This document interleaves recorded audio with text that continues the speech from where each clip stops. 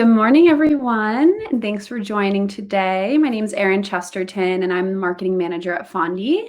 Today, we will be talking about the anatomy of a successful virtual conference, joined by my co-host, Alexa Ray Navarro of Startup San Diego. Alexa, do you want to give a quick intro to everyone today? Yeah, absolutely. As Erin mentioned, my name is Alexa Ray Navarro, and I am the executive director with Startup San Diego, an official 501c3 nonprofit organization that serves as the gateway and front door to the San Diego startup ecosystem. So we have a core mission to connect, educate, and inspire founders and local talent to create a more equitable entrepreneurial community and ecosystem. And this is the Startup San Diego mascot. This is Lucia, my little 3-month-old. So I actually just came back from maternity leave and to produce our Convergence conference that we're going to talk a little bit more about today. So don't mind my little one. That's awesome. Welcome, Lucia. I'm sure she'll provide some great commentary throughout the interview. So yeah, as Alexa Ray mentioned, they recently just came off the heels of Convergence, multi-day virtual conference in which they leveraged Fondi. So Fondi is an all-in-one virtual and hybrid platform built to support anything as small as an intimate webinar or as massive as a multi-day conference as Convergence was. So today we're really just going to dive into Alexa's experience navigating that technology for the first time, planning such a large scale event. I mean, I know driving engagement in a 30-minute webinar is hard enough. I can't even imagine to the volume that you had to really execute on that each day. So we're going to dive in, and hopefully you can leave with some takeaways to apply to your next event and really feel confident when navigating a bit of uncharted territory as the space is just shifting every day. So with that, I'd really love to just take it all back to the planning stage of the event before you had, chosen Fondi as your platform. What were you looking for? How did you approach the search? What was that process like? Giggling because it was quite the process. So, if we take us all the way back to like the beginning of the pandemic, Startup San Diego, we have the way we execute our mission as a nonprofit is through our programs and events, live events. And so, pivoting to a virtual event from an in-person event is incredibly challenging, as everyone knows. And so, I think initially you are looking for, and I'll kind of talk about what we were originally looking for, right? And then you do the event, you do the thing, you use the technology, and you realize, gosh, like I really should have been looking for this, this, and this. And so some of those initial things, we host San Diego Startup Week, which is typically a 5-day in-person conference that we host at, the San Diego Convention Center. So huge in terms of scale. So reimagining that, there was a certain set of factors that was really important to us, attendee experience being first and foremost. There are certain micro movements that are at those types of events that are very hard to recreate, in a virtual setting. And so I think experience and having a platform that makes the space for those micro moments to happen really authentically and naturally was super important for us. Navigation of the platform itself, right? In terms of wayfinding, is it easy to use? Which, is kind of a part of the experience as well. Sponsor visibility, right? We're a nonprofit organization. So for us, we really rely on our investors to really fuel and power the organization. So ensuring that there's that strong sponsor visibility. And I've already mentioned, we're a nonprofit. So price point was obviously a huge factor for us. And I would say the next really big piece was the networking component. Because again, and that kind of goes along the lines of experience. But, meeting people, building connections, making connections and creating them. Startup San Diego builds community. And so for us, that was like a very, very big factor in what we were looking for.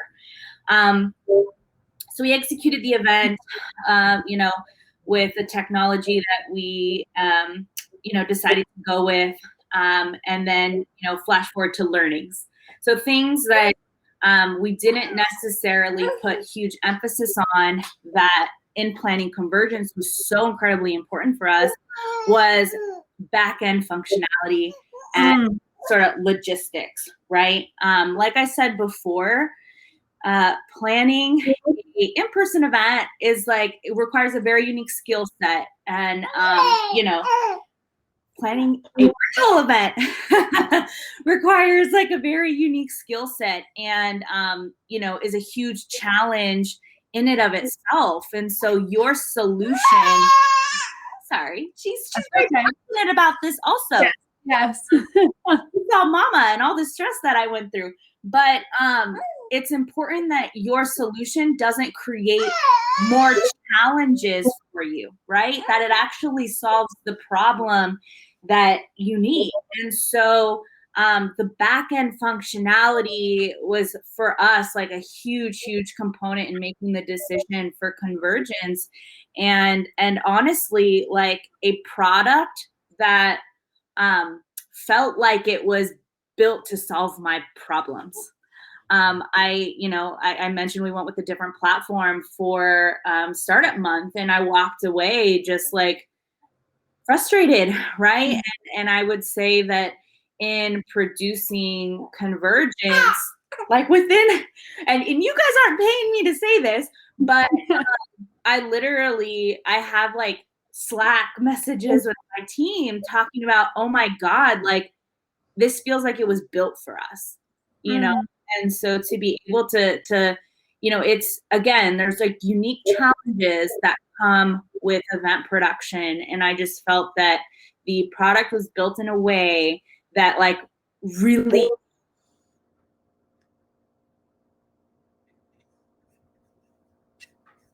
Oh. Looks like you paused for a minute there, Alexa.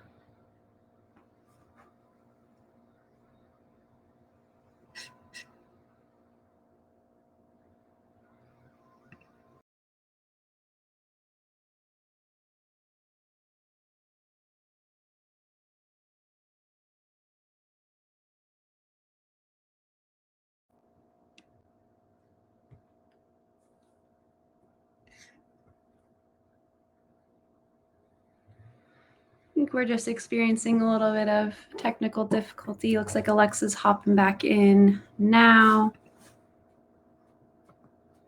Oh, am I back? Hi. Hi. I don't know. It's okay. We're here. We're back. We're back.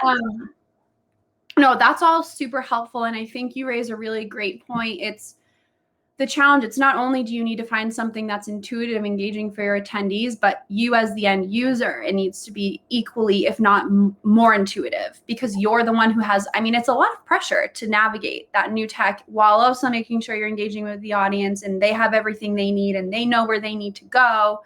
And so, yeah, I think it's important to consider both of those aspects. And a lot of instances, it's either you're sacrificing on one end. It's a great experience for your attendees, but on your end, it's clunky tech, hard to navigate, or it's seamless tech. But then on the attendee side, it's a little bit lackluster. So I'm sure you kind of dealt with that throughout the process. Oh, yeah. So in terms of promoting the event, given that traditionally you're in person and now you're shifting to a virtual environment, what challenges did you have? Did you find it was harder to get people to commit, or was it easier because it could be a bit more flexible for folks to hop in and out? Yeah, I think it's a combination of, right? I think being virtual provides some really awesome opportunity, right? That we wouldn't have necessarily realized before, having and making us do the shift and pivot to virtual. And I think one of those big positives are you are not held to any sort of geographic barriers or boundaries, right? So we had participants from all over, right? Which I think is really really cool. I mean, Startup San Diego's internal community, like our listserv is over 12,000 people. So yes, that's folks that are in San Diego, but it's also folks who have moved from San Diego to other parts of the world, right? Or the US. We have very strong partnerships with our friends down in Baja, right? And so having a virtual event really enables folks to join regardless of where they're at or what they're doing, right? You know, I think we had a strong attendance of women, you know, which is fantastic, right? We know that the pandemic has hit working moms exceedingly hard. So, you know, I think being virtual does remove a lot of barriers. I mean, yes, it complicates things, but there's a lot of pluses as well. Yeah, absolutely. And then I'd love to just hear a bit more about how you structured the sessions to ensure, because again, multiple days across multiple tracks and really wanting to hone in on that engagement piece. How did that impact the way that you formatted your sessions? What were maybe some tips that you could give someone who's trying to create a really engaging session in a virtual environment? Yeah, absolutely. And we actually experimented with this quite a bit. So, you know, back in last October when we held our Startup Month event, you know, we thought, you know, folks had very minimal time to participate online, right? Everybody was virtual, everybody was doing Zoom calls. And so, you know, Zoom fatigue is a real thing. And so we experimented with shorter content. So, you know, 30 minutes max of content plus 15 minutes network. So everything was under an hour. And we actually saw better engagement with how we structured the Convergence conference that we just did, which was actually an hour-long programming essentially. So we had hour-long panels with like 15 minutes built for question and answer. And so, you know, the way we structured our 5-day conference, we hosted everything in the evening. And that was primarily based off of the audience, the targeted audience segments that we were really trying to reach. So for us, for example, Convergence is really a bridge to connect the larger San Diego tech ecosystem to our student populations here in our region. So aspiring students and talent, we didn't want to compete with their school schedules, right? So hosting content in the evening so that, you know, they didn't have to choose between class, right? Or this event, but then folks who, you know, have regular day jobs could attend in the evening after work. And so we actually had very, very strong attendance. You know, you and I, Erin, were talking. We had about just about 500 overall registrants, and we had a 70% attendance rate, which was huge for us. Amazing. We didn't see that level of engagement, you know, during Startup Month. So I think, you know, I think what I would recommend is know your audience, right? Think of the experience that you're building for that specific audience, ensure that you're being really intentional with that structure based on the people you are trying to target and, you know, provide value to. Yeah, and I have to say, I was able to hop in on a few of the sessions, and yeah, it was, you could tell there was a lot of thought put into how to keep it engaging. I remember the pitch event, for example, that 2-hour pitch event. I hopped on. I was like, I don't know if I'll stay on the whole 2 hours, and I was glued because you kept it super punchy. It was like minute long here, 30-second pitch. So it almost felt like a style of a Netflix, almost like Chopped. Like I felt like I was just watching a really engaging show like that. And so I think when folks are approaching these sessions, like get creative, think about your favorite TV shows. How are people consuming content today, and more natively to their in an entertainment way, you know, make it entertaining, make it engaging. And I'm curious, kind of as a subset to that, what feedback did you get from attendees from these sessions? Was there anything that stood out or surprised you? I mean, an overwhelming response of, I loved the event. I got so much value from this event. And, you know, I think it's, to your point, like it's how we structured the event, right? So for us, you know, it was a 5-day conference. So for us, every day had a different theme, right? You know, to really help, again, bridge those two audience segments. And so, you know, we sort of had unique activations on each of those days. So, you know, for example, the second day of our conference was all about talent incubation and supporting aspiring talent in our region. And so we had an awesome panel discussion, but immediately after leveraged the breakout rooms to facilitate group mentorship. So, you know, we had recruiters from some of San Diego's growing tech companies come in and actually do group mentorship with the audience. And so, you know, we went from main stage panel discussion into more in-person, smaller group engagements, and then ended everything with networking. So I feel like there was, to your point, like, you know, different elements of engagement throughout that made it really easy for people to jump in, to jump out, to come on screen, to not come on screen, right? So I think it really provided a good variety and overall experience. Yeah.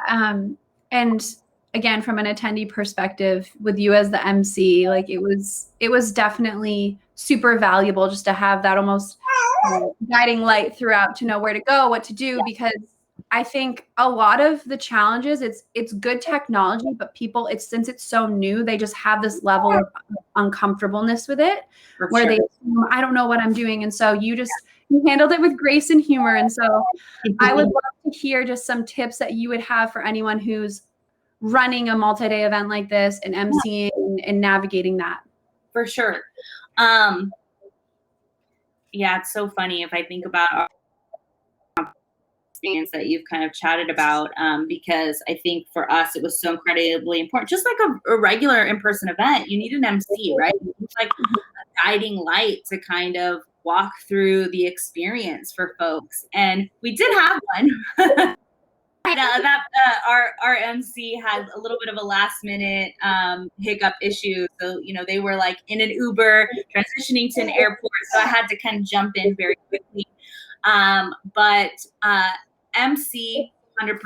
And I think the other thing would be, you know, you mentioned again, like navigation, right? People don't know what they don't know. And you can, you know, write things out as much as you want. You can communicate as much, you know, as possible, but people kind of need to hear things in like 3 different ways, right? Or 3 different mediums. And so being able to have the experience and expectations listed on the event page, right? Details in every session, but then on top of that, having your MC individual kind of walk through that for folks is also really, really effective. So every day, regardless of how many times I said it, you know, it was like very clear as to like what the agenda looks like that day, and you know what we were going to be, how we were going to be structuring each session, how we're not going to be, you know, navigating into the breakout rooms, if we're navigating into the breakout rooms. And so, you know, it's kind of like hand-holding, yeah, if you will, but I think a really important, you know, piece to the puzzle to really ensure that, again, like the audience feels really comfortable and confident, you know, with what they're going to be experiencing. Absolutely.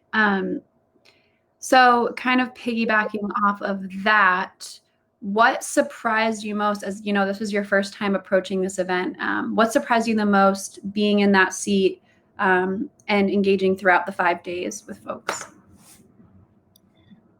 I mean, I talked about it before, but that 70% attendance rate just like blew my mind. Right? Because sometimes you don't even get that in person. Yeah. Right? can expect normally as event producers, like 50% attrition, like you just like account for that. And so to be able to have 70% of people who purchase a ticket attend, like that was dreams coming true. Yeah, yeah. Right. And, I think it was a testament to the platform, the ease of experience. It was a testament to our internal marketing channels and communication efforts. So I think it was a combination of several things. But, for us, that was the big surprising, I think, thing, but also the biggest win for us, because at the end of the day, we're trying to build a community, right? We're a nonprofit organization. And so the more people we can bring into the Start San Diego fold and continue to cultivate as advocates within the community and, continue to support, the more successful we are as a nonprofit organization in achieving our overall mission as an organization. Absolutely. And I think you really hit a big piece with community. And I think this we'll see in the next 5 years beyond the nonprofit space. Honing in on that community aspect is going to be crucial for anybody, any industry that you're in. It's the way that folks are operating now. People want to feel a part of something. We're inundated with more technology and options than ever. And so it really needs to feel, they need to have an authentic reason to connect with you. And so I guess branching off that is, how do you intend to continue to use the platform to promote community building and as you approach the rest of the year? Yeah, absolutely. So Startup San Diego, again, we host events, right? And that's how we execute on our mission. And so we host monthly events, 2 types of monthly events. One that are called First Mondays, and they're primarily networking and community building. And so Fondi is going to be the vehicle for that, and it has been. And so we saw a successful tactic, I think, to employ if you're an organization who hosts a lot of events like we do. The big signature events, obviously for us, it was Convergence Conference, and coming up is San Diego Startup Month. But as a thank you to all of our Convergence attendees, we provided in the thank you email a discount code for a complimentary ticket to our next event that was literally happening a week later. So being able to kind of piggyback off that success and drive people to the next thing, was really successful. So for us, Fondi powers our monthly Mondays events, which people love. We always have fantastic attendance at those because, it's primarily networking based, but in the first 20 minutes of that event, we host like a 20-minute podcast style interview with a successful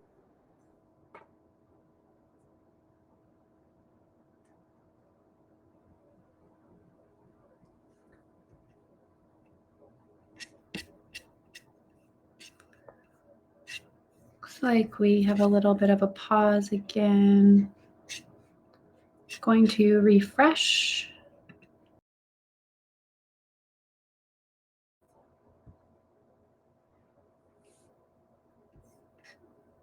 I'm back. And we're back. We're just keeping people on the edge of their seats today. We are. I don't know what you heard last, but in any case, Fondi is powering our First Mondays.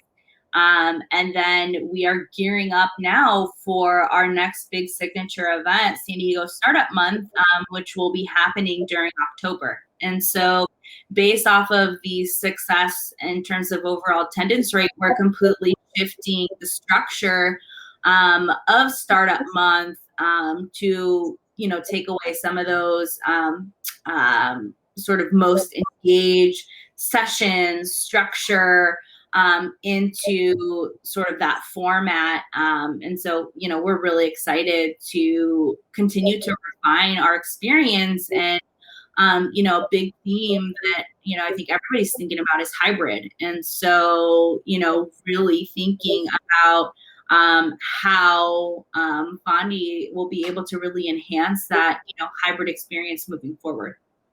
Yeah, absolutely. I mean, hybrid, in my opinion, it's a no-brainer. It's the best of both worlds. And if you're not thinking in that lens, you're really missing out on opportunity to gain more eyeballs on your events, drive more engagement. And to your point, with communities like yours that are so global, you're closing off this opportunity to a lot of folks if you're not making it flexible for everyone to attend. So it'll be interesting to see how, because to your point, again, it's so new and we're still almost, it's like you're building the ship as you go. But I know that with Fondi, we're always looking between, real-time SMS, mobile bidding. We're trying to add features every day to really make that hybrid experience as engaging as possible. One thing I wanted to quickly touch on before we wrap up, because it's something that I hear a lot from, and I'm sure it will continue to be a challenge as folks navigate into a hybrid model, but especially virtually, is how do I get sponsors excited to participate? I think it's hard to paint the picture of value for sponsors who are traditionally used to an in-person setting. I'd argue virtually, it's more valuable, but I would love to hear just how you approached it and your takeaways. Yeah. So I think really understanding the real estate of the platform, right? And how you are able to showcase your sponsors in really unique and creative ways, right? And having those outlined prior to actually kicking off the event. So, it's very clear as to your sponsorship levels, what benefits come with, each level. And so being able to, showcase that to sponsors in a visual capacity, is really quite helpful for folks. And I think there's a lot of really awesome ways, whether it be through the expo feature in the Fondi platform, or the associating specific sessions with certain sponsors, so you could see logo attribution. There's a lot of unique and creative ways and things to really think about, that the platform does a really nice way to sort of facilitate that visibility, right? Yeah. And so, Yeah. For us, we've really structured all of our sponsor packages based off of that visibility. So the other thing I think that we do too is, slides for panel discussions.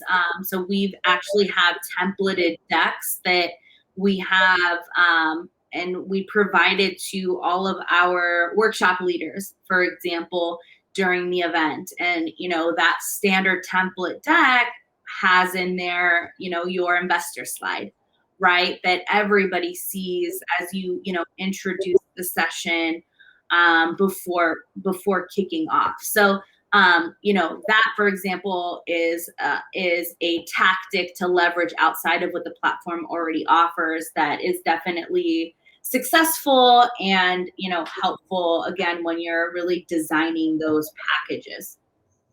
Awesome. Yeah. I think it's interesting. I think the traditional way, it's such a money strain. Like, I think people think it's such a strong investment, but I struggle to see the ROI of investing in a super expensive happy hour.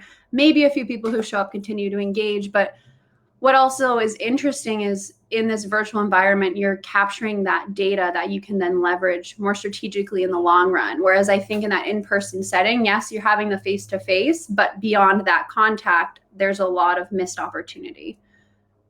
Absolutely. And I think too, again, depending on the uniqueness of your event or your conferences, that left side panel in the platform where, we currently see lobby, stage, rooms, people networking, it has, the ability to sort of link to, things that you might want to link to. So for us, you know, like we had a job portal that was super important, a super important piece of the overall experience of the conference, right? But if you had like a title sponsor, for example, and there was some really important thing that you were trying to drive towards, like you could easily leverage that, you know, to, again, to provide that visibility. So I think, you know, the platform itself offers a lot of space to really be creative, you know, creating a lot of these opportunities.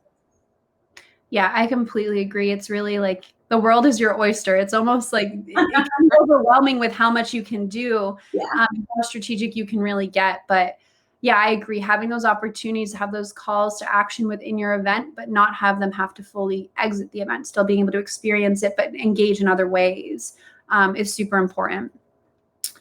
So my last question, because Lucia has been so great and for a 3-month-old, I'm in shock of how she's been. So you're the mom of the year.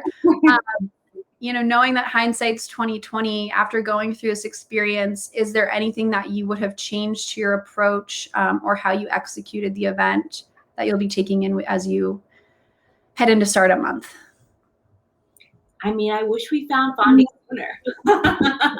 Again, we not pay her to say this. Yes, not at all. But I think the thing that I guess like I'd wish I'd known insight, right? And I really encourage folks to think about is, you know, that back end functionality piece that you really truly need to produce a quality and valuable event and overall experience for your attendees. Because again, like that's not something that I put necessarily a lot of emphasis on when we were doing this whole evaluation of different platforms the first time around. You don't know what you don't know, right? And so I think I am so excited that, you know, we have a platform that is going to be able to provide that for us. So I'm just excited to get creative, like even more creative than, you know, what we were able to do and produce for Convergence. You know, and I think it's hard to facilitate certain experiences, right? And recreate things. And I hate that word because I don't like to recreate. You can't recreate a in-person experience into virtual. You can reimagine it, right? Yeah. And so reimagining certain experiences and activations like the pitch competition that we talked about, right? It's already difficult to reimagine that. But the way that the platform operates, we were able to very easily create that experience that we wanted for our attendees, right? And I think one of my favorite features of the platform is the backstage. And I could go on and on about that. But there was not a sort of limit of folks who can be part of the backstage, right? And we all know for folks who produce events, there's things that are happening in the backstage, right? That need to stay backstage. And aren't necessarily front and center to the audience. And, you know, in a lot of, you know, that piece or that component isn't entirely there in, you know, other platforms that are out there. And so it allows for a really seamless experience, you know, which is so important, you know, to attendees, because the last thing you want are people popping in unexpectedly onto the screen, right? Popping out, like, you know, commentary in the background. And we experienced some of those funny things in, you know, during Startup Month last year, but I'm excited not to have to worry about that, right? Yeah. Because a lot of what you're doing in the background in event production is like planning for, you know, it's like you plan for the worst and hope for the best, right? And so you don't have to worry about the platform being the challenge right? Or, it's the solution. Right. Yes. So I think more than anything, like, I'm excited to go into startup month feeling really confident that, like, I have the solution, and that's not the challenge that I need to worry about. It's, everything else. Yeah, and I'm really happy you brought that up, because I'm thinking back to my Zoom days, and my number one anxiety was Zoom. I'm like, what can they see? What can't they see? You don't feel like there's that barrier between what you're doing and the audience. And that's really uncomfortable, because you want to feel like you have time to prep, to share your screen, to pull in speakers. To your point, just all of those details you have to manage. So to have that one central space where you feel safe, where you feel like you have everything you need, and you know that who needs access to it has access, and no one else can get in there, is huge. So yeah, thank you for sharing that. I'm hoping that anyone who attended today can really take a lot of these lessons learned and be more strategic and save time in the planning process, because as you said, it is very time consuming. There's a lot of solutions out there, but just knowing what to look for off the bat is going to save you a lot of time and energy. So thank you again, Alexa and Lucia, and best of luck to you all in your upcoming events. I can't wait to attend and see what you've reimagined for us. Thanks so much for having me. And honestly, like, I'm more than happy. Anyone who attended today, connect with me on LinkedIn. I'm very happy to support however I can. We run a nonprofit organization that's trying to build community. And, the more people I can help, into with all the lessons learned, I'm so happy to do that. And I think just remember, it's like the little things can make or break your event. And so understanding those intricacies when you're building a virtual event experience, and understanding how whatever platform you choose is going to support or not support those things is so key and so crucial. And so I would say dig into those details. Absolutely. Cool. Well, thank you so much, Alexa. Take care. And to everyone who attended, thank you. We'll follow up with the recording within the next few days. So, and also an opportunity for you to connect with both Alexa and I. If you have any other questions or want more advice, we are open ears. So don't hesitate to reach out. Awesome. Have a great Thursday afternoon. Thanks, Erin. Bye. Bye.